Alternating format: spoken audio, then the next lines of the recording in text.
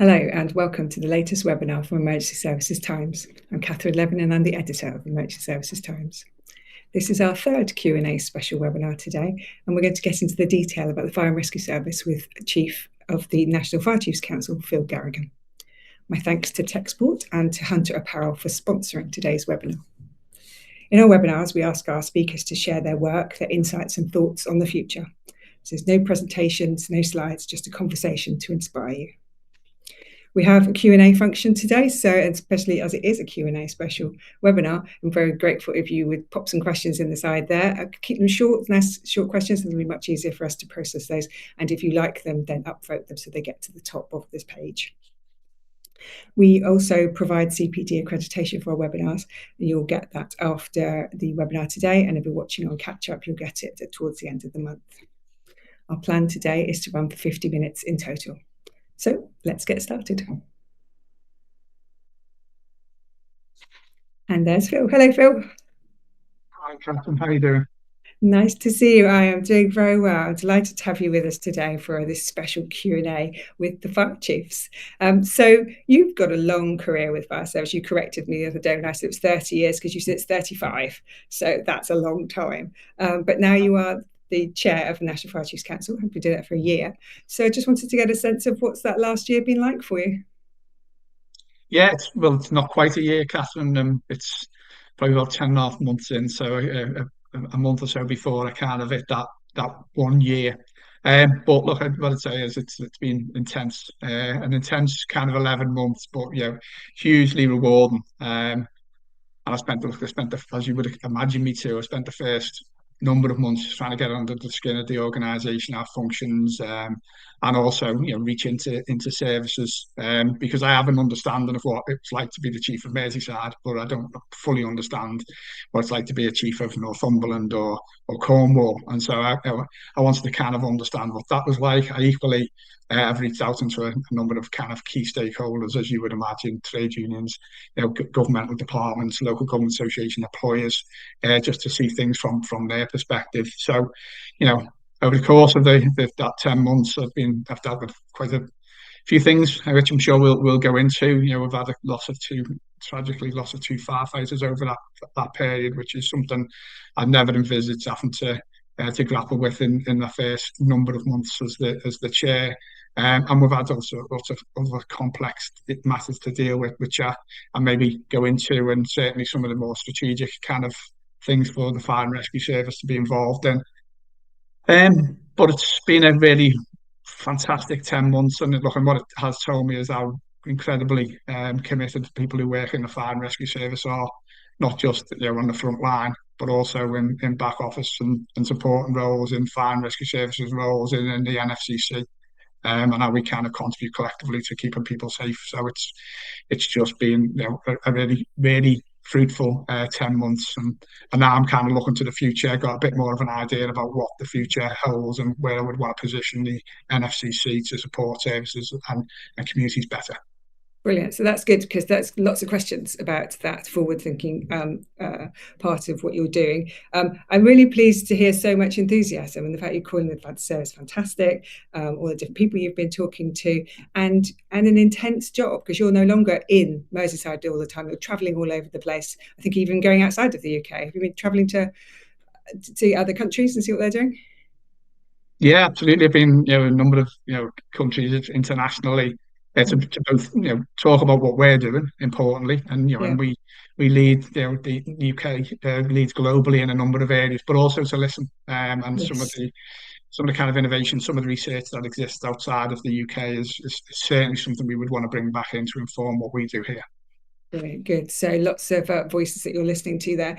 So in terms of today, we're going to go through a range of topics. I'm going to start with funding. So we've got a question here who is Simon Rowley from FireAid, sent one in advance, and he asked us about financial cutbacks and that they seem to lead to fire stations being shut, and that seems to be the answer. So he's asking you, is that the only option when we're looking to cut, when money's short, is fire stations the only way forward, or what is the current thinking at the national level around the funding?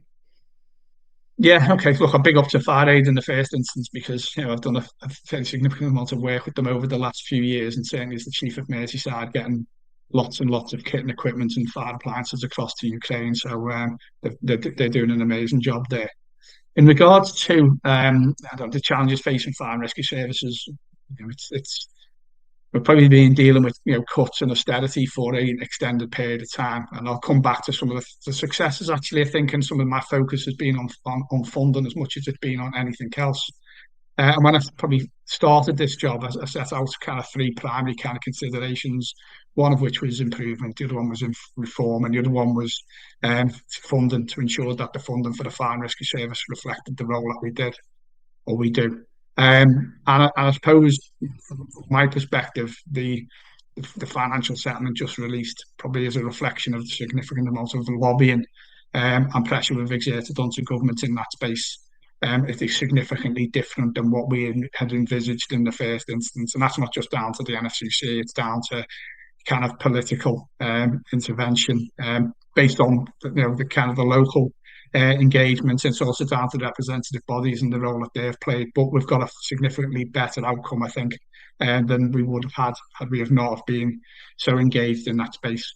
That doesn't mean it doesn't mean challenges like attached to funding go away, Catherine, and fire and rescue services still grappling with some of those things, the length and breadth of the country, and they have to kind of consider all options. I suppose if I take you back to me being a chief fire officer of Merseyside, what I kind of factored in from my considerations was the risk, the demand placed on the service, when that demand and how it fluctuates, and kind of ensuring that we are meeting the vulnerabilities of the communities that we serve. But that's within a financial envelope, and if you are challenged financially, then you have to cut your cloth accordingly, and you have to make sure that the decisions you are making are the right ones, reflective of the funding that you've got. Look, and it's not always a necessity to close a fire station, but that is part and parcel of the catalogue of options that an individual has available to them. But if I refer back to Merseyside times, we'd merge stations. Arguably, that's closing one, take two, create one. But sometimes you could do that and actually improve response times. Then there's other ways of changing duty systems and ways of working and the likes, which might release funding to be able to offset the impact of a closure of a fire station. But I don't think there's any chief in the country who willingly cuts the level of response to the public. Sometimes it's based on a significant period of austerity, but still financial challenges that we face.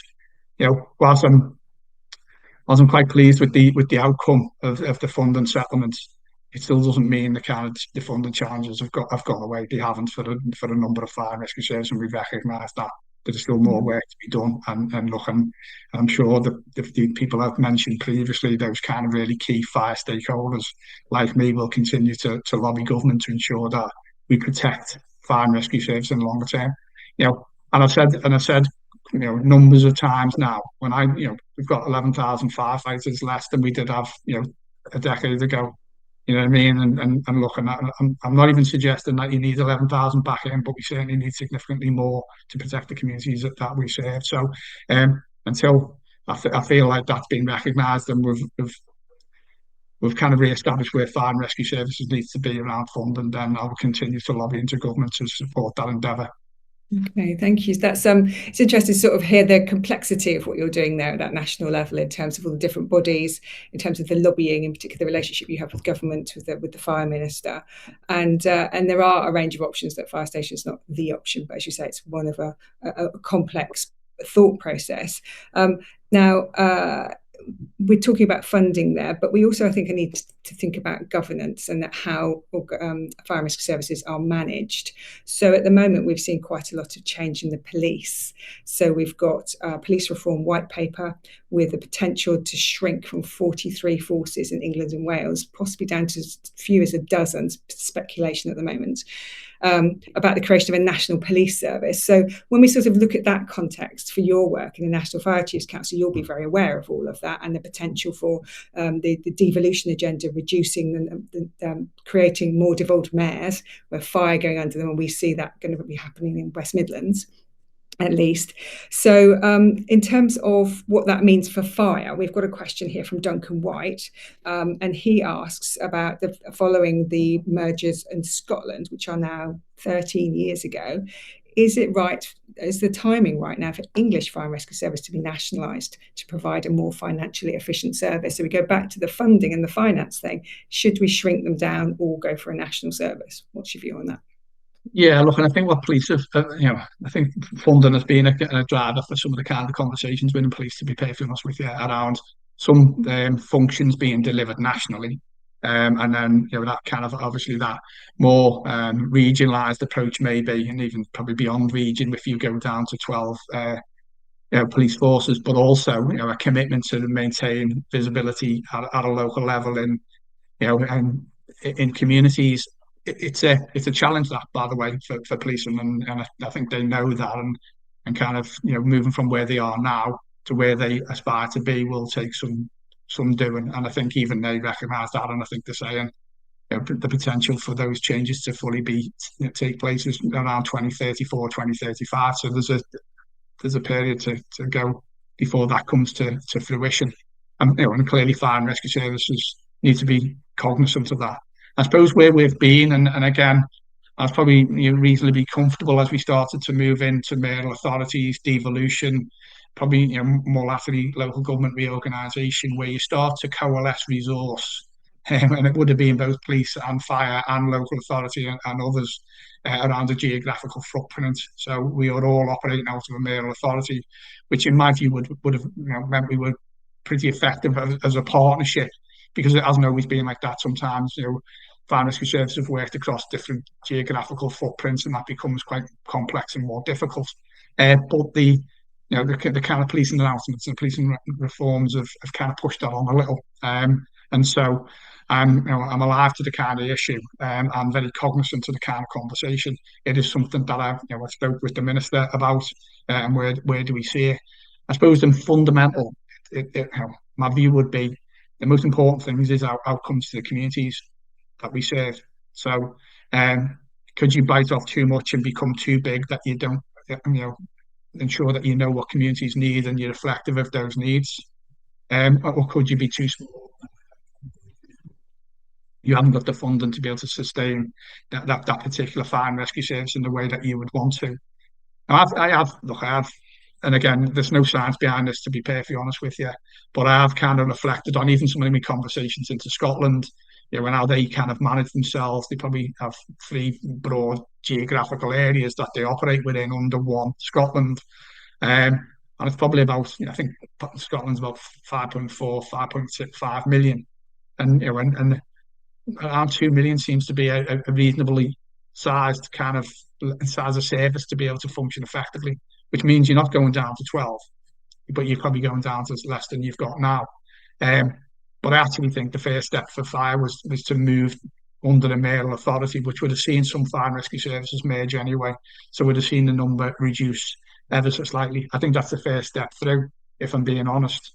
And then take stock and see whether there's any traction in regards to policing changes and reforms, and then whether there's a better way to deliver the services to the public, because fundamentally that has to be the primary driver.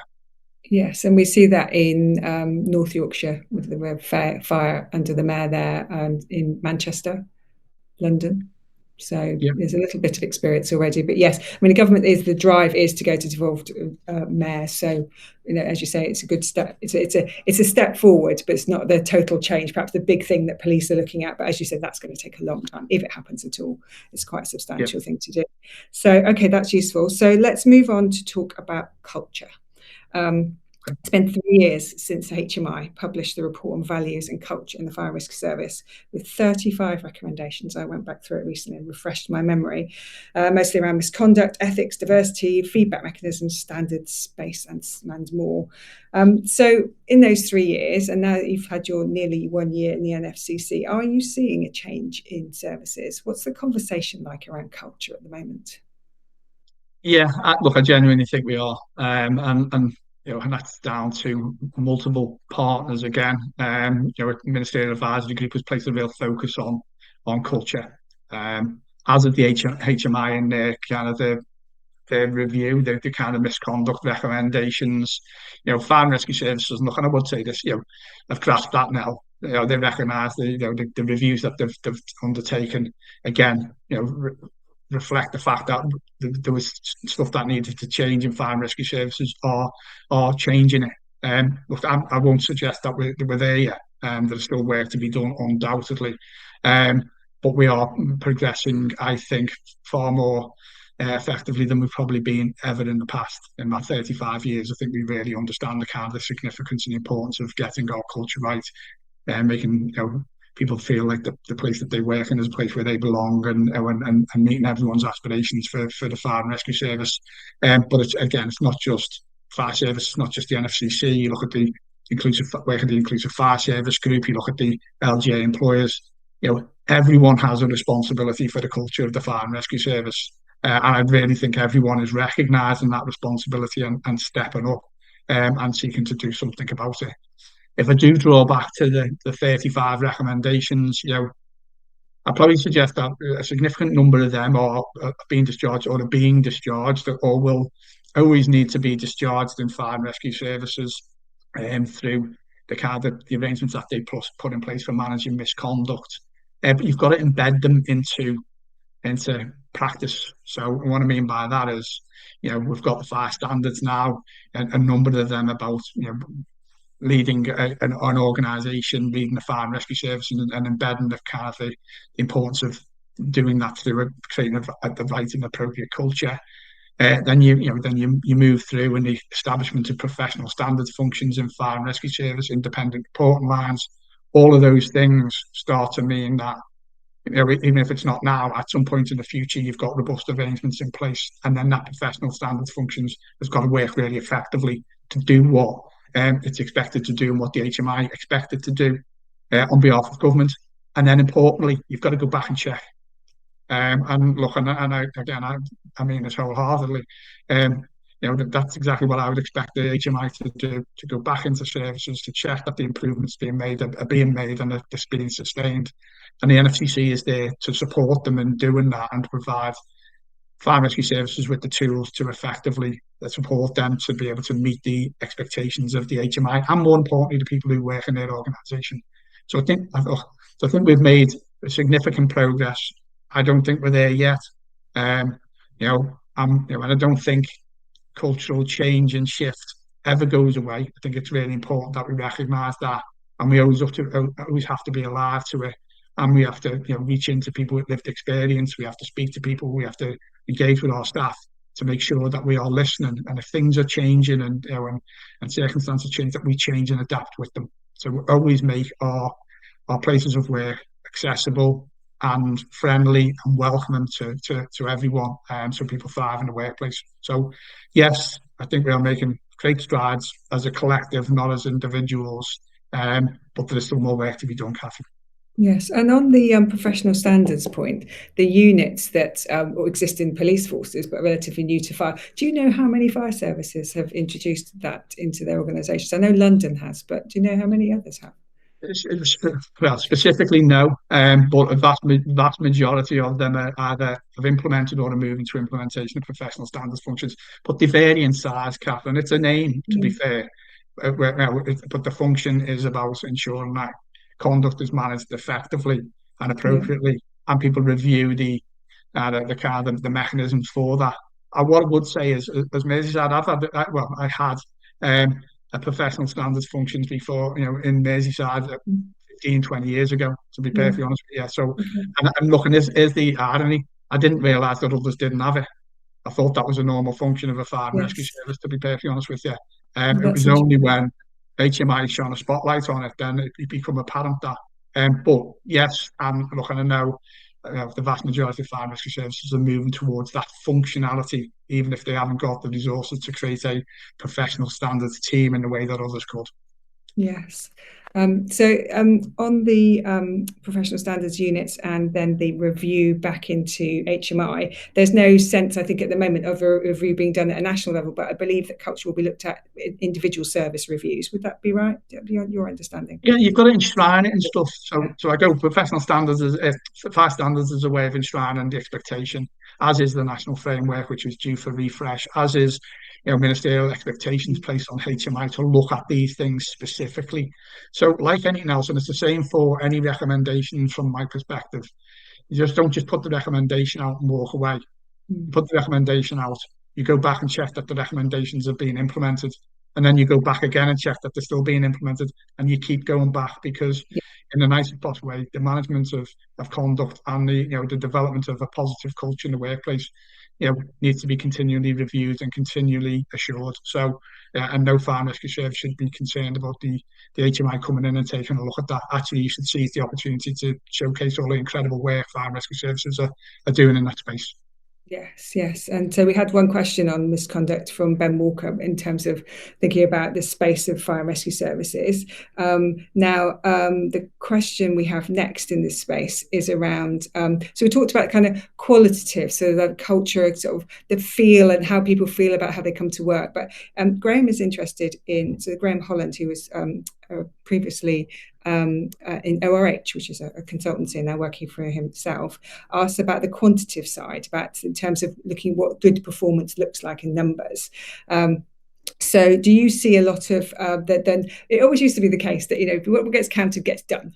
Now I think we've kind of moved away from that. But what's that balance like between the quantitative idea of culture and how organisations are and the quantitative, the numbers? Do you think the balance is right at the moment in terms of how they're inspected and how they're responding to those inspections? There's a bit of work to be done there around the kind of metrics of how you measure, you know, culture, I suppose, and it's quite difficult. That, Catherine, you will understand, and and you walk into, and I go around in lots of services now, and I can walk into a fire and rescue service, and and look, you can probably feel what the culture's like in that organisation in the first 10 minutes because of how you greeted at the reception desk and how how kind of people move around the building and how it feels. However, that's something that you can't really pin down. So there is work to be done. The NFCC are doing a bit of work around a kind of a cultural dashboard, something that actually you can kind of measure consistently across the sector, or certainly you would want people to take a look at. But others, services might want to add some things into that cultural dashboard to be able to focus on a local level of what were the areas that they want to improve. But things like, what a sickness absence looking like and so on and so forth, which might be a really macro level indicator of the kind of culture in the organisation. It's not the be all and end all. Like, you've got to look at, and you've got to be able to drill down a little bit. And also, set ranges of questions around staff engagement and trying to be able to demonstrate that engagement levels in the service have improved significantly, and we are trying to land on that set of metrics that allows us to be able to really demonstrate improvements rather than just feel like we've improved. It's a real tangible Yes. things to kind of consider. It's not easy, but that's part of maybe a strategic look forward in the work that we're doing over the course of the next few years, really to try and be able to measure cultural shift. And does that link to national standards? Will there be a national standard on this, to fire standard?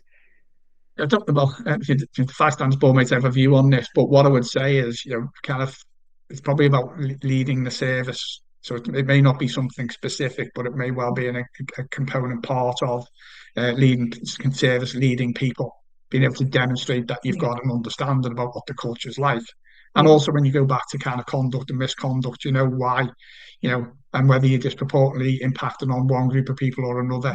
They're all component parts of knowing your organisation well enough to be able to react to and respond to indicators that the culture is improving, or the culture is becoming poorer, and then do something about it. So high level, national, then more local, and then absolutely you go into more detail there as you pare down and go through the detail. Okay, all right. That's interesting to know that you're doing that cultural dashboard. The last thing I want to talk to you before we move on to the next topic is around the College of Fire. So one of the recommendations from that report was around creating one, and said it should have been created by the 1st of January 2025.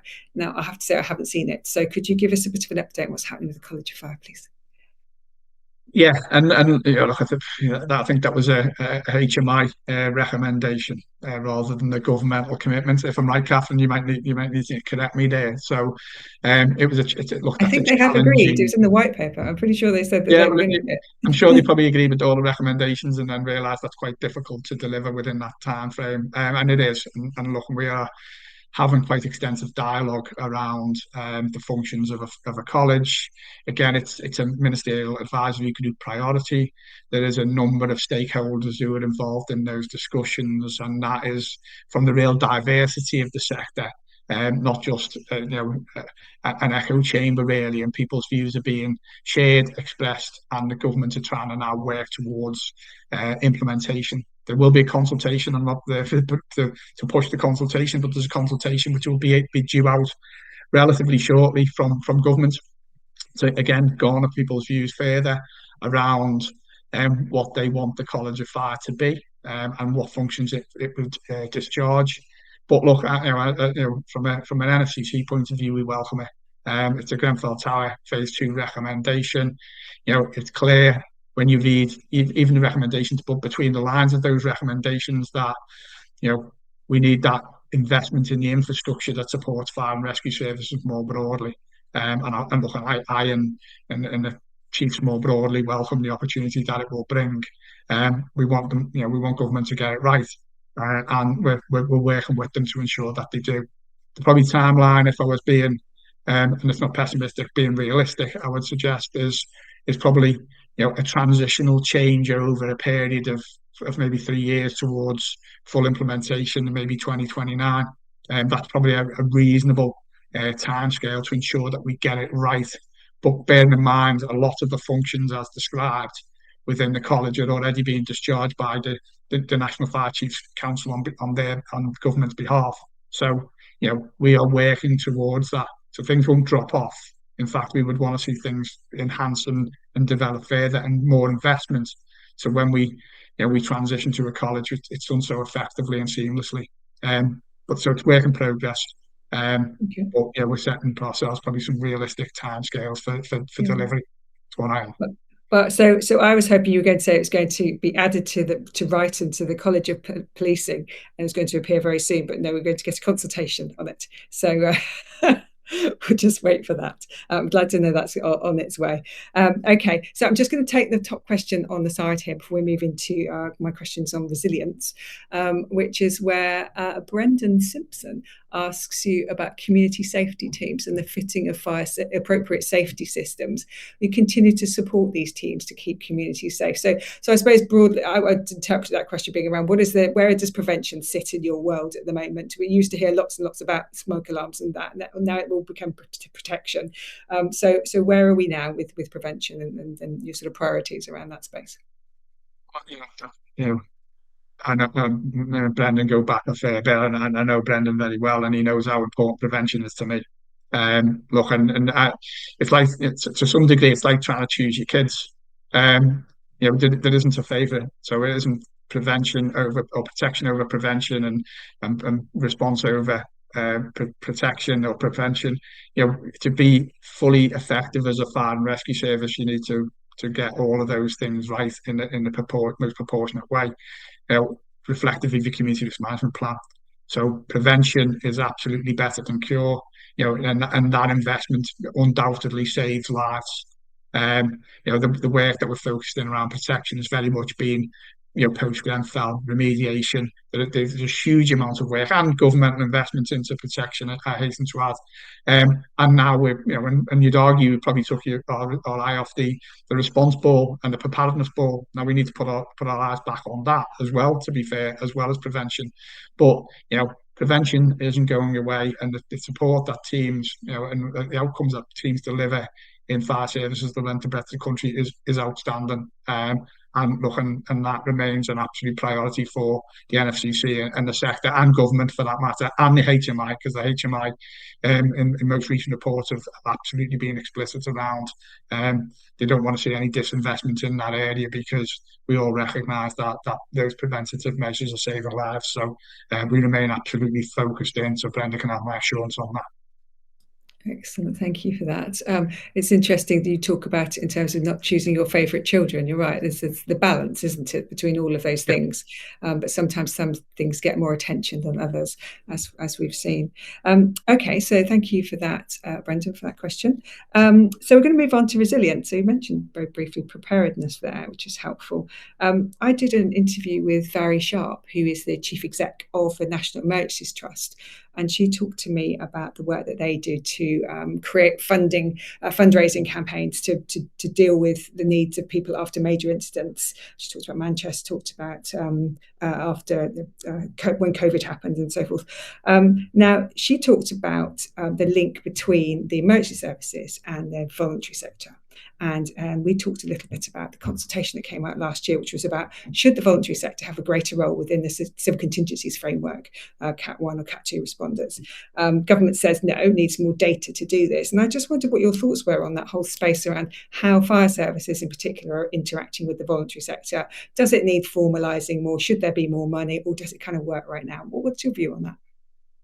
Yeah, look, if I was saying it doesn't work quite right now, then I'd take a view on some of that stuff. To be fair, given her operating within that space, I suppose what I would say is, for fire and rescue services, the interaction between the community voluntary sector is generally delivered through the local resilience forum, and so that's where those kind of Cat 1, Cat 2, and the voluntary sector will come together to ensure that the plans that they've got in place are appropriate to the risk and can be deployed effectively. And so, I would always encourage whatever chairs of local resilience forums or chief officers as kind of key stakeholders within that space to ensure that the plans that they've got and the way that they mobilise the community voluntary sector is at the forefront of their minds because they play an incredibly vital role. Look, and Valley did some work post Southpaws as well, so I know firsthand the kind of contribution that her organisation made and how that funding was then redistributed into that community. And so, so to not recognise the community voluntary sector and the capacity that they can bring, but also the the reach into the communities that they live and work in would be a short-sighted of a fire and rescue service or a local resilience forum. But that is the route through. What I would say is, in a similar vein now, I do share a view that the fire and rescue service can operate more effectively in the resilience space. I do think that is changing, and you look to the future, I suppose, for fire and rescue and some of the work that we are doing around role.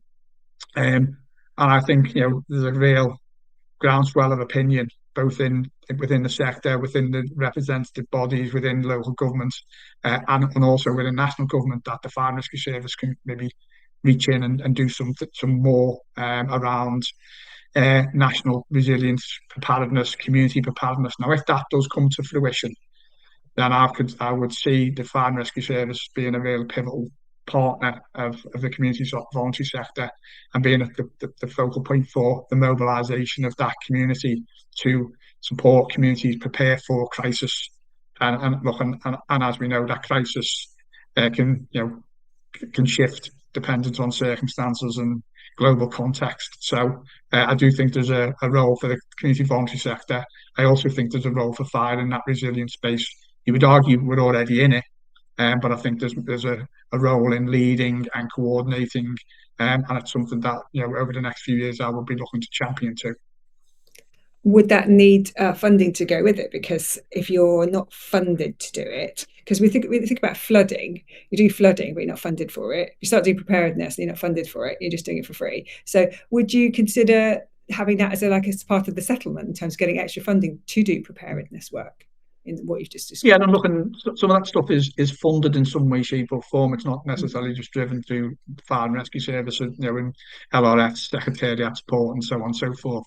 So, it may not necessarily be a funding conversation. However, funding would support and assist us step up our ability to respond to a crisis. So, if I look at different parts of Europe, you know, the fire and rescue service, are heavily involved in preparing the community.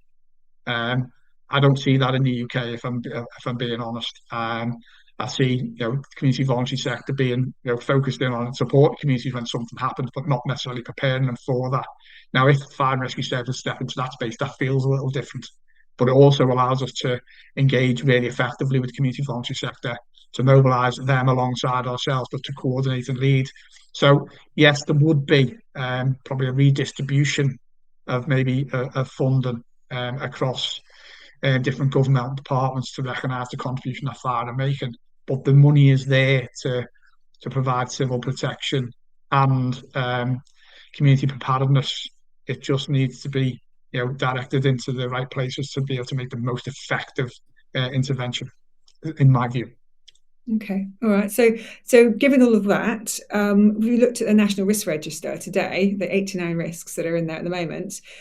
What's your greatest concern when it comes to risk? You talked about the LRFs and the need to have their own risks registers and so forth, and each organisation will have them. But in terms of those national risks, the big things, what worries you most in terms? If you're going to be prepared, what are you preparing for? What concerns you most? Okay, I don't want to, scare. Let me talk more broadly around the obvious. So climate change, the impact of climate change are hugely significant on fire and rescue. You've already referenced flood, and the wildfire risk has been a considerable challenge for us in recent times. I was the chief in Merseyside in 2022 when we were coordinating the response to 15 major incident declarations. And I'll be honest, at that point in time, because the weather was so hot and so extreme, then we were in a very difficult position to be able to provide any additional resources to those services. So we were stretched. It was quite an uncomfortable period. You fast forward onto 2025, 26. We had more wildfires in that year than we did in 2022. And so, the threat and the risks attached to climate change are hugely significant. There are other things. There is the threat of war, and that has become more apparent in recent times. As I say, I don't want to kind of necessarily overly focus in on that, but that links into being prepared for every eventuality. There's other emergent risks that I think are there and they're known about, like sort of emerging technologies, lithium batteries, and if I go back to Brendan's kind of comments around home safety, what we're finding is that's becoming more prevalent in the home, and the risks are being heightened, and we're seeing a number of fire deaths attached to lithium charging of lithium ion batteries in people's homes, and so all of a sudden the kind of profile of who dies in a fire changes a little. Still, people over 65 live alone, all of those vulnerabilities. But actually, we're seeing some younger people die because of the kind of the spread of fire down to a lithium battery, often inappropriately charged. So those things are risks that we need to get ahead of, and we're trying to when we are engaged with government around the national risk assessment, but also some of the work that we think is important. The strategic plan will start to set that out. We are having dialogue with them about piloting the wildfire capability through the forthcoming summer. So the governments are invested in piloting that and a number of services to then be able to develop it further based on successful pilots. So we are able to mobilise resources to support communities and services more effectively. So they are listening. They genuinely are listening. But those threats are real. Can I just pick you up on that wildfires point? So is this effectively like a new dimension version of for wildfires? Is that what we're talking about, like national assets, national mobilisation through your old service in Merseyside? Yeah, as it stands, obviously it's being led by John Charters in Lancashire because John's the wildfire lead. And it is a pilot, Catherine. So we're looking at being able to create a wildfire capability that we can deploy nationally to support fire and rescue services who don't necessarily have burn teams or however it is, and haven't got the vehicles and the assets to be able to deploy as effectively as this team could be. So yeah, it doesn't fall under the banner of national resilience capability as it stands. But if the pilot is successful, it's certainly a conversation that would unfold.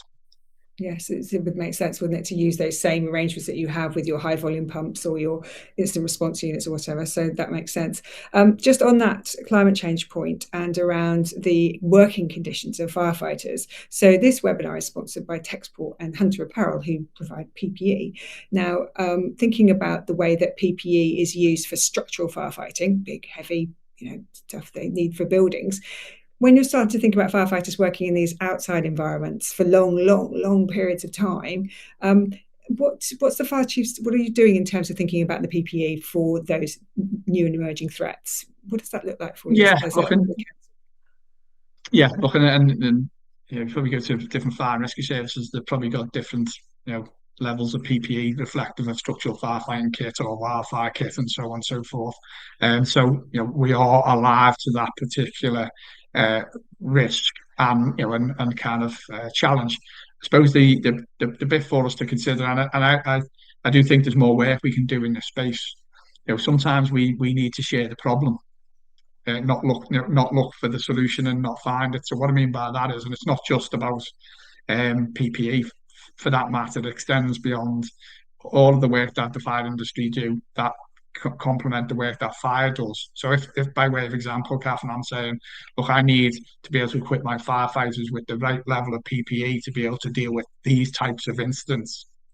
How can you help and support me to do that without me having a certificate for structural firefighting, a certificate for car fires, a certificate for rescue, a certificate for wildfire, because in the nicest possible way, all the fire engine would be a wardrobe where you just draw on the most appropriate level of kit. You wouldn't have anything else to do with. So, but that's where the industry come in. And I think sometimes we've just expected the industry to be telepathic, to understand what it is we need and not necessarily tell them. So, I have started that kind of level of engagement with the Fire Industry Association to be able to service them with problem statements and have them secure solutions. I'll give you an example of one of those things, if I can, just very briefly. Um, and again, within the auspices of being kind of transparent.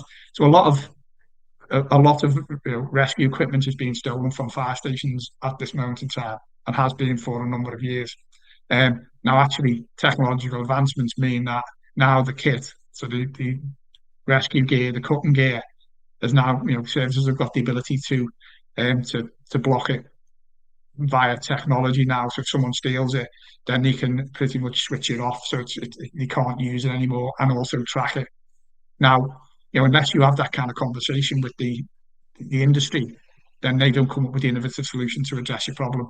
And when everyone who steals from the fire station realizes that the police knock at their door, then because the system's been tracked or it doesn't work, then they stop stealing it. So you find a solution to a problem. More of that, I think, is what's required. Well, I've never heard of that before, but it makes sense that it's probably very sellable. But as you say, with those devices, hopefully you can trace it and stop it working. It's interesting you talk about problem statements and the relationship with suppliers, because the last section is going to be talking about the relationships with industry. And in policing, they've published something called the Police Problem Book, where they've set out 13 different problems that policing faces, and they'd like industry to help them with. And I just wonder if there's something similar that you're talking about here in terms of your problem statements with the FIA, but around, these are the problems we have. Please, industry, help us solve them. Because one of the people that got in touch with us before the webinar asked, Jez Brandon asked about what's the best way to engage with fire services, to arrange pilot schemes, to innovate, to try new things. And I just wonder if you have the mechanisms to allow suppliers to do that. We've also got Richard Edwards, who's got something called Be Seen Screen, which is around road safety devices. And so people have these ideas, but they need to get into the system. But sometimes they're very small. So I just wonder, how does the National Fire Chiefs Council help small companies innovate to help you with these problems that you're already finding? Yeah, I'm not sure it does at the moment. And people would give people advice. So people would say, yeah, approach the chief fire officer, or go to the head of the workshops, or reach into industry, a bigger player, and they may be able to assist you and direct you. And that plays back into, I suppose, something I'm looking to kind of to develop over the course of the next kind of couple of years, really, which is that innovation space. So it's not about giving people competitive advantage. It's about exactly what the police have done. Probably stole the idea off us and just rebranded it, but nevertheless, um, very much about the problem statements. Now, if we can create the space where the industry can have access to that and then can come up with solutions to those problems, that is innovative practice. And then we also need to ensure that the smaller organisations are able to you know, to enter that space and to kind of share with the sector. And then we create the space to be able to disseminate that back through. So that's work in progress, Catherine. I'd be the first to probably recognise that I'm not sure we've engaged with the industry as well as I would want us to.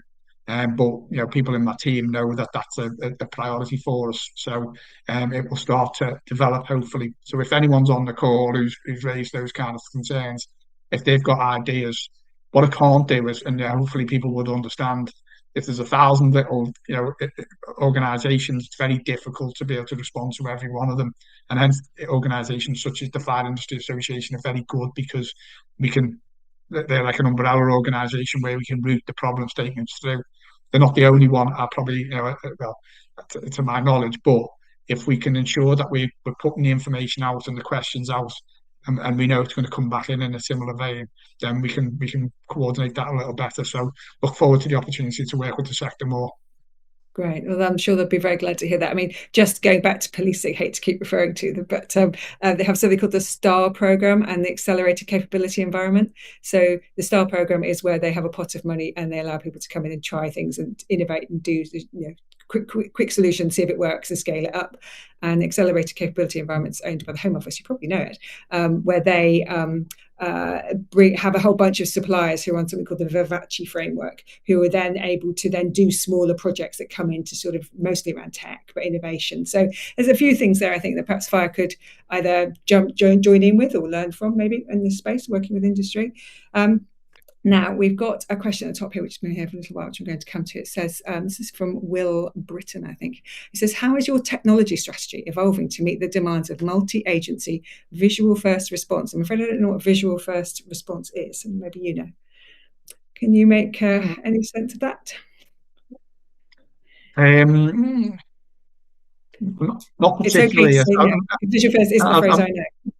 Yeah, look, I'll have a stab at it, and apologies if I'm answering the wrong question, but certainly, it's okay. So certainly some of the technological advancements is about, and there are services who've done this, they'll be able to show you imagery from an instant ground to better inform the decisions that you make, both, so in effect, and I won't name the kind of companies who've done that, but be able to take over your mobile phone technology to be able to beam that into a control room. The control room then can enhance the mobilisation based on what is being relayed back into the control room, and also inform the responding crews. So it gives you a better understanding of the incident, its type, its nature, and its scale before you actually kind of arrive on scene. And also it allows control rooms to be able to enhance the capability of the resources.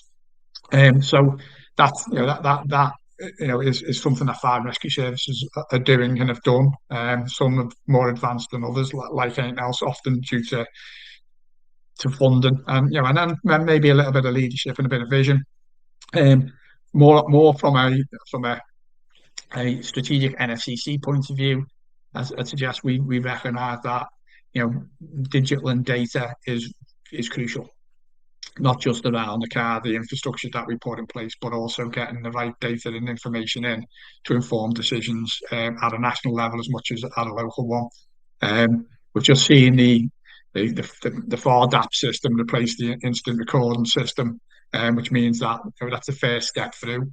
I'm not sure it provides us with everything we need, but that's only phase one, and phase two hopefully will give us a little bit more data that really informs practice.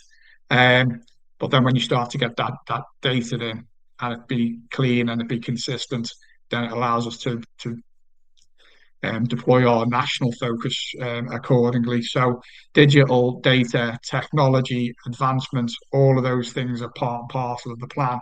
But what I would say is, Catherine, I go back to kind of policing, and you referencing police have got this group, that group, and the other group. I would suggest that's probably because police are better funded than fire and rescue service from an infrastructure point of view.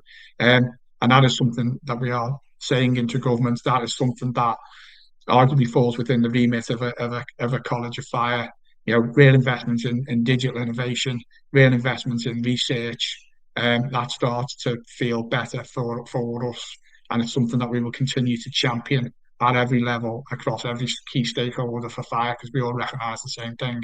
There's been a disinvestment in the infrastructure that supports fire. So instead of being innovative and creative and really research driven, we're being focused in on keeping the lights on and making sure we mobilise resources. So things need to change. We know that. We've seen a first step through, and we're encouraged by the response from government. I'll put it that way. Yeah, so it's interesting you circled us all the way back to the beginning of our conversation, which was about money. But I do remember years ago, I was in the civil service in the early 2000s, and we had a whole department of fire research people within our fire policy department. So, and they're gone. So, things do change, they do evolve, and you're right, you have to keep lobbying, keep in there, having the conversations at that high level. Now we have come to time. I just need to ask you one last question. I'm afraid I'm not going to be able to get to any more questions from the site, so apologies for that. And it's the last question I always ask all our webinar panelists is, what's your one piece of advice for our viewers? So they've heard lots of things today. We've gone through a lot of different things. What's the one thing you'd like them to go away and have a chat with a colleague about, in terms of the message you like to get across from today? What's the one piece of advice you have? What's one piece of advice, or what's the one thing I would want people to take away? How important the component parts of the fire and rescue is, and I suppose that in a broader sense, because sometimes we focus in on if we've said it before, this is just about operational response. It's about fire engines, it's about firefighters. It's not. It's much more broader than that. Even in a fire and rescue service, it's about prevention. It's about protection. It's about the people who are looking after the people. It's about the people who answer the phone. It's about the people on reception. But the thing that I suppose, where fire and rescue services may be in a little insular in their thinking at times, then there are other stakeholders who play a really significant part in what we do in the future. Government, as in role and kind of contribution. I talk about fire resilience, local resilience forums, those kind of key stakeholders, local government associations, the representative bodies. But as importantly, the kind of the industry that supports, fire safety in its broader sense and keeps people safe. And looking, as we've just touched on it, Catherine, I just think sometimes we don't necessarily always join the dots up. We're all on the same, we're all on the same pitch. We're all playing on the same side. We just don't know sometimes, and it's how we can ensure that we are all trying to work to keep people safe, and it's how we can reach into each other and support each other. And what I would say on the basis of that, but really kind of open to that. Really want people to be challenging of what we do, how we do it. Point out if we're getting some stuff wrong. It's no good to just say that that's all wonderful, it's great, because that's the only way we improve. And I suppose we have to kind of reflect back on what works, what doesn't work, and be open to that kind of that constructive challenge back into the NFCC or the fire service through whatever means, and then do something about it. And not just pass it off as, well, it's always been like that, or become defensive. I just want us to improve. I want us to get better. I want us to keep protecting the people that we serve to the best of our ability. And we all play a part in that. So if you think you can make a change, you can have an impact, and you can keep people safer than they are now, then let's talk and let's do something about it. That would be my call to ours. Fantastic. And I really like the way you've sort of mapped out the complexity there, because it isn't a simple thing. And I really, really appreciate your honesty and openness with us today, to spend time with us, to allow people to listen to you talking about a whole range of topics, which, obviously spending all your days talking about normally, but we wouldn't get to see it. So thank you very much for sharing that, and thank you for spending time with us today. I'm going to put you into the wings so that I can finish off the webinar, but thank you very much, Phil. Thanks, Catherine, and thanks everyone for coming. Great. So that was really interesting to hear from Phil today. And it is quite an honour to be able to talk to people directly like that and to share that with you. So I hope you enjoyed it as well. The webinar will be available to watch on catch up. So when we finish, you can watch it all over again. Any notes for the webinar will be hosted there. If we've made any references, we'll put them in there. You'll get your CPD accreditation by email. And if you're watching us on catch up, you'll get that around the end of the month. My thanks again to Texport and Hunter Apparel for sponsoring us today. I really appreciate that. And it's good that we were able to talk about PPE and climate change and all the issues around firefighting, keeping them safe. We'll be planning more Q&A sessions, so look out for those when they pop up on your social media and on your email. In the meantime, do visit our website, www.emergencyservicestimes.com, and sign up for our daily digest to stay up to date. Just leaves me to say thank you very much for watching.